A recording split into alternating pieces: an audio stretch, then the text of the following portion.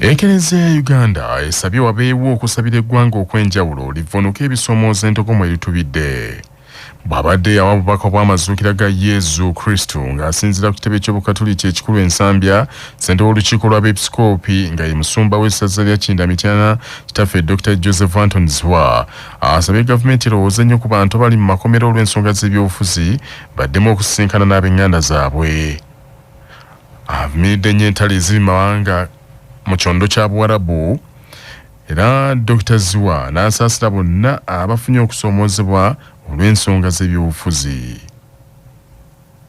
Ffenna twagala okuwonya ebyo ebikyamu ebiri mu ffe bye tukoonyeeko naddala bwe tujjukira ebiguddewo ebitali birungi oluvannyuma lw'akalulu mwe twalondera omukulembeze w'eggwanga n'abakulembeze abalala. Tukubiriza gavumenti okufaayo ennyo okulaba nti eyimbula abantu abo abali mu nkomyo abasibiddwa olw'ebyobufuzi. Wassibwewo enkola ennungi ey'okutabagana eri bannayuganda bonna. Tusseewo endowooza etuwa okugoberera constitution yaffe, tugoberere amazima ate tugoberere amateeka amatuufu.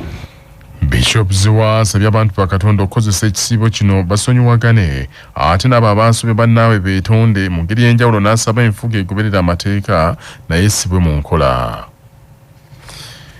Mu buufu bwe bumu obwo omulabirizi wa West Buganda Right Reverend Gaster Nsereko avumiridde ebikolwa eby'ekibbattaka ebimaamidde Uganda nti bitwaliddemu n'ettaka ly'ekkanisa.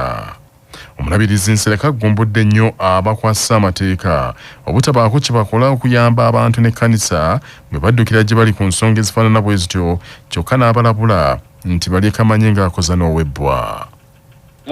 Ababbi abyesibiridde okulinyaga era tuwulira n'ennaku nnyingi n'okunyolwa olw'ebikolwa bino. Singidde ddala okutukola obubi bwe kukuba enduulu eri ab'obuyinza naye naye tebabuyambi bwonna bwe tubakubidde amasimu mangi naye beefuula abanaayamba naye tukomekkereza nga tewali kikoleddwa era awo ffe ne tusigaza ebibuuzo bingi nti ab'obuyinza abatutwala mu kitundu kino ddala omulimu gwabwe bagukola n'obuvunaanyizibwa oba bano mbategeeze nti buli kye mukola kukisasulira mwe abaana bammwe n'abazzukulu. Ekitabo kya Kaabakuuku essuula ey'okubiri olunyiriri olw'omukaaga akatundu bba okutuuka ku lunyiriri olw'omunaana mu Bayibuli wagamba bwewati zimusanze oyo eyeetuumako ebyo ebitali bibye alituusaawa era eyeebinika emisingo. Tebalisituka abakubanja nga totegedde naawe olibeera munyagu gwabwe.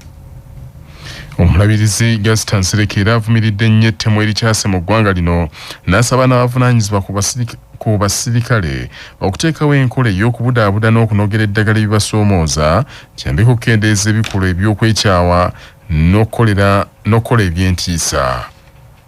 Bw'ati era asabye abavunaanyizibwa ku ggwanga lino n'okuliteekerateekera babeeko n'enkola ennungamu gye bakwatamu abantu naddala abasuubuzi abakolera mu bitundu bagamba nti bimenya amateeka abantu abo bakwatibwe bulungi.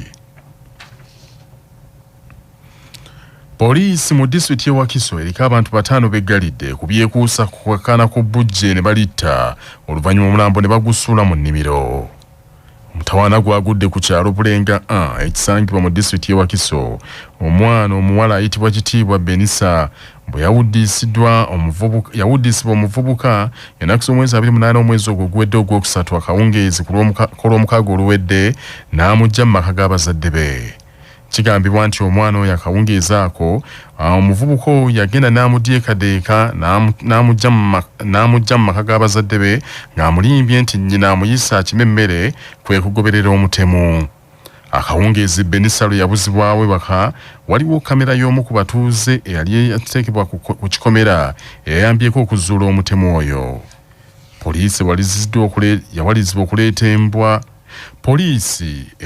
okuleeta embwa yayo enkonzi y'olusu etutta abasirikale mu kifo ateeberezebwa okukola ettemu lino waabadde oluvannyuma lw'okufuna olusu okuva ku ngatto kali butemu oyo ze yali ayambadde nga yazisuula mu kifo awaali ettemu. Ssentebe w'ekyalo Bulenga Abisaso Luyimbazi agambye nti ettemu ekika kino libadde teddabwangako mu kitundu kyabwe era obuzibu butadde ku bantu okwagala ensimbi ez'amangu.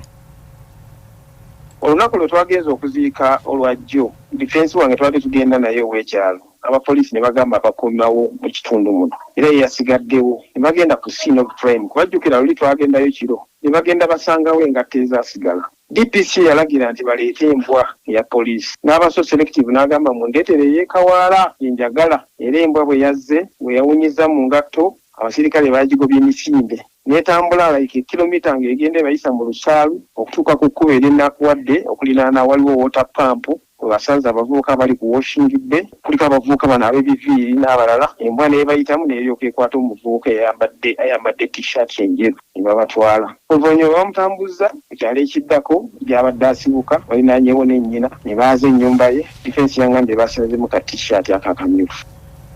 Omwogezi wa poliisi mu Kampala Emiliano Rachel Kawala akasizza nti bakutte abantu 5 byekuusa ku ttemu eryo.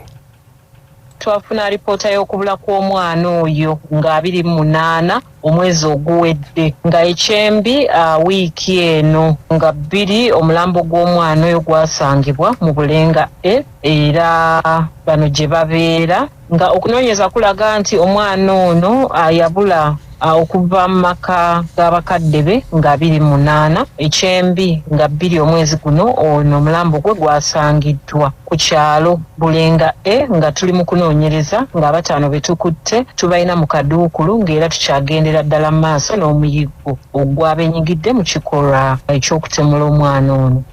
Omugenzi aziikiddwa olwaleero ku kyalo Bubebbere Buwaya Nakawuka mu disitulikiti y'e Wakiso nga n'okunoonyereza bwe kukyagenda mu maaso. Manya obuvuna obuddo obw'eddembe lyo tonyigirizibwa ddembe lyo ery'obwebange ddembe lyakukyusibwako ab'olugave ekifuba kikulemeddeko kikusiiwa kiraakira tekikutuka obussa bubi naawe alina ssenyiga nga takuggwako kozesa Lugave cough and flu syrup ate gwalumizibwa alusazi nga zikuyisa bubi ofuna ekikeeto oba gaasi mu lubuto gwekozesa Lugave alusa syrup musange mu pharmacy ne drug shops zonna lyakakasibwa National Drug Authority. Kimenya mateeka lawyer oba puliida okusaba ssente ezisukkiridde okuwoza omusango nga munnamateeka Kasimu Ssekalema bw'annyonnyola. Ne mu mbeera y'emu era kiri bumenyi bw'amateeka okusinkana munnamateeka nga asaba ssente ntini nnyo ku ezo ezirambikiddwa mu mateeka z'alina okubeera nga asaba okuwoza omusango oba okukola ku kintu kyonna kyonna ekikwatagana n'amateeka. Era singa munnamateeka akusaba ssente nnyingi ezisukkiridde ku ekyo z'alina okubeera nga asaba ezirambikiddwa mu mateeka oba n'akusaba ntini nnyo ku ezo z'alina okubeera nga asaba mu mateeka oli waddemu okubeera nga weekubira enduulu mu kakiiko kavunaana bannamateeka kamanyiddwa nga Law Council ng'ogamba nti looyo yansaba ssente ntini nnyo ku musango gwe nali muwadde okubeera nga mpoleza oba yansaba ssente nnyingi nnyo ku musango gwe namu okubeera nga nnyambako okumpolereza. Ssaabalabirizi w'ekkanisa ya Seventh-day Adventist Church mu ggwanga Omusumba Samuel Kajoba yeekokodde ebikolwa ebyekka ebimaamidde ekkanisa ensangi zino gamba ng'okuneneŋŋana okuwaayiriza n'abakristaayo obuteewa kitiibwa agambye nti bigenda kufuuka kitundu ku kkanisa. Ssaabalabirizi Kajoba abadde Luweero ng'akulembeddemu omukolo gw'okutuuza omulabirizi w'ettwala lya North Buganda Field omusumba George Wilson Ssekaggo ng'ono amukuutidde obutava ku mulamwa ng'alera ekisibo n'asaba abakristaayo okukolagana naye obulungi. Waliwo endiga z'ekitundu ezimu zitomera endala kambwinyo endala nfumi kati abantu bakulu okufuma waliwo okufuma ddayiri akufumira ku mukutu ekifaananyi muntu kwakwagala tolwamuddeko ayogeramu ebigambo ebingi ekino kyekiseera ekikalubo kinali ngenze mu lukiiko nendaba ebintu ebitali byabulijjo nali mu kyakikola abantu babeeramu nga bali mudiga ebyogero mu kikola kyakikola ensi eki era ensi ntaamu akassa olusegago nolukugira abantu kyekanisa ebitaliko bbala oba lufuniro oba akaloko kola kyonna ekisoboka mumuleve. Ssekaggo ye mulabirizi w'ettwala lino owookubiri bukya ligunjibwawo mu 2021 asikidde omusumba David Ssemwogerere era neeyamye okukyusa ettwala lino ng'ayita mu kubuulira enjiri.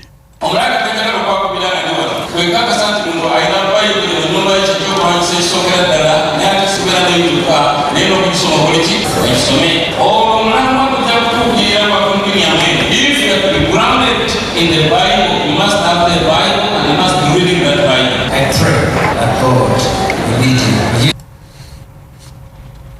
abakulembeze abeetabe ku mukolo ogwo bawanjagidde gavumenti okuzimba ekkolero erikamula omubisi gw'ennaanansi okuyimirizaamu ku nteekateeka y'okugobaganya abantu bakolera ku mabbali g'enguudo okunnyikiza obuweereza n'ebirala ebigwa mu kkowa eryo.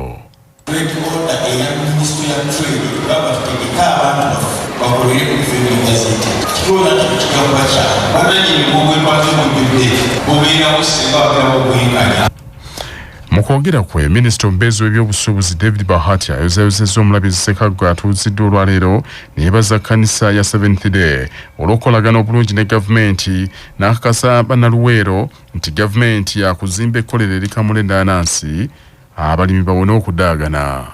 I want to inform you that we have provided 20 million in the new budget that starts in July this year to start the food factory of Well. It's confident that if you depend on God for your guidance and strength. Kyadda ky'omukadde abadde akyagulumbya abooluganda ku kifo ky'alina okuziikibwamu amaze n'aziikibwa wakati mu nsasagge ebaddewo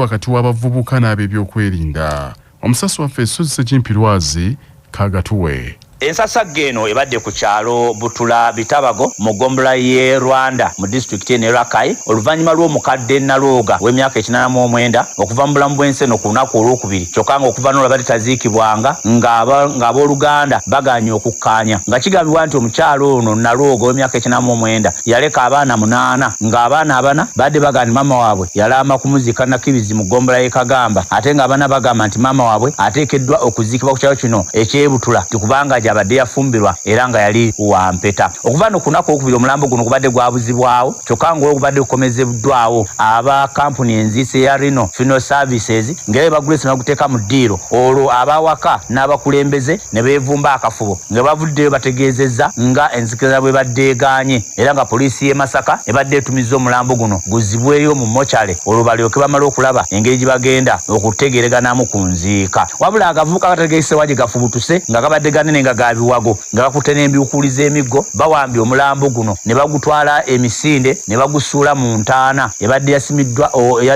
edda ng'adde bajaaliddemu n'obujjo era ne bayiwako mangu nnyo omusenyu n'enkokoto nga kwotadde n'amabaati n'emitayimbwa era ne bamuziika bunnambiro olwo abakungubazi abadde bazze okuziika buli omu ne yeesasa era buli omu n'abuna emiwabo. Yo poliisi y'e Rakai ebadde yaleeteddwa okukuuma emirembe bakira obwedda weeri ng'etunula butunuzi okulaba ku ebyo ebigenda mu maaso. DPC w'e Rakai Kawalo Zeti tegeeza CBS nti senga abantu bano badde balemereddwa okusalawo kkooti olwo ebadde egenda okusalawo wa omugenzi Nalooga Fenhansi gy'abadde alina okuziikibwa. Ku lwa CBS FM leediyo ey'obujjajja nze Sozi Ssekimpirwazi Rakai Kochi. Ng'ensi yonna yeeteekerateekera okukuza amazuukira ga Yesu Kristo naku olw'enkya ssentebe omulondo wa disitulikiti y'e Bugweri Kimaka Hamid asabye gavumenti ekendeeze okutulugunya bannansi nabo basobole okweyagalira mu nsi yaabwe. Mu kwogerako ne Kyabasa Kimaka Hamidu agambye nti bannansi bangi banyigiriziddwa nnyo babagobye mu bitundu bwe badde banoonyeza ekyokulya abalala bababbyeko ettaka lyabwe n'abalala bafuukidde ddala emmomboze ng'abantu bangi okutwaliramu bali mu kubundabunda. Ono Kimaka Hamidu asabye abaloyi b'emyoyo abanaakulemberamu okusaba olunaku olw'enkya bagatte eddoboozi ku lya bannansi bonna nga basaba gavumenti eyimbule bonna abaggalirwa olw'ensonga z'ebyobufuzi. Tebabaweebwa bajja tebaweebwa notisi aye nga banaidini musiriike mwogere kuko abaana byabufuzi abasinga mu Busoga basiriike ezaali kwogera ku bantu mwena abanaidini munaava mu bantu bana abasigale ku bwabwe so abanaidini mbakubiriza ba bishop baife ba reverend bani machachi yemujja olwa Sande olwa Pasika mwogere ku ni gavumenti ereke kunigiriza muntu wa wansi ereke kunigiriza musuubuzi kuba yono ne sente ningi mu PDM ati bali kuba bantu kyakola bantu bafune ekyokola kabiri bakibato n'abeerandiza bene gavumenti ife kyoba supporting. Gavumenti ya Senegal emukidde baminisita bonna erangiridde nti okuva leero mpaawo minisita akkirizibwa kugenda ku lugendo lw'ebweru w'eggwanga olw'ebbeeyi y'amafuta yayongedde okupaala katale k'ensi yonna nga kiva ku lutalo lwa Iran olufuuse nnamulanda. Minisita wa Senegal Ousmane Sonko agambye nti emiwendo gy'amafuta gyekanamye nnyo nga mu kiseera kino gikubisiddwamu kumpi emirundi ebiri ng'embeera eyo tekyebeereka. agambye nti okuwera engendo z'ebweru ge gamu ku magezi ge basaze okukendeeza ku nsaasaanya ya gavumenti yaabwe naye kennyini Sonko obugenyi bw'abadde agendako e Niger, Spain ne France yabusazizaamu. Senegal y'emu ku mawanga ga Africa agasoose okuvaayo okusalira embeera y'amafuta amagezi newankubadde Senegal y'emu ku mawanga ga Africa agasima amafuta kyokka ate amafuta ge bakozesa bagagula bunaayira. Omwaka oguwedde banka ensi yonna yateeka Senegal ku lukalala lw'amawanga agakola obulungiko mu byenfuna newankubadde ate eggwanga lino litubidde n'amabanja mangi nga gasinga n'ensimbi ze gakozesa omwaka. Ekizibu ky'ekkeekwa ly'amafuta kyavudde ku lutalo lwa Iran oluvannyuma lw'eggwanga eryo okuziba akagolomolo ka Buwalabu akayisibwamu amafuta agasinga obungi okukozesebwa mu nsi yonna. Wiiki eno South Africa yasazeewo yo okwanganga ekizibu ky'ebbeeyi y'amafuta bwe yasaze ku misolo emingi egibadde giwoozebwa ku mafuta. Bwekityo kyawaliriziddwa ab'amasujjo g'amafuta okukakkanya ku bbeeyi kwe bagatundira. Ate Ethiopia abamu ku bakungu baayo mu gavumenti yabawaliriza okugendako mu luwummula olw'obuwaze.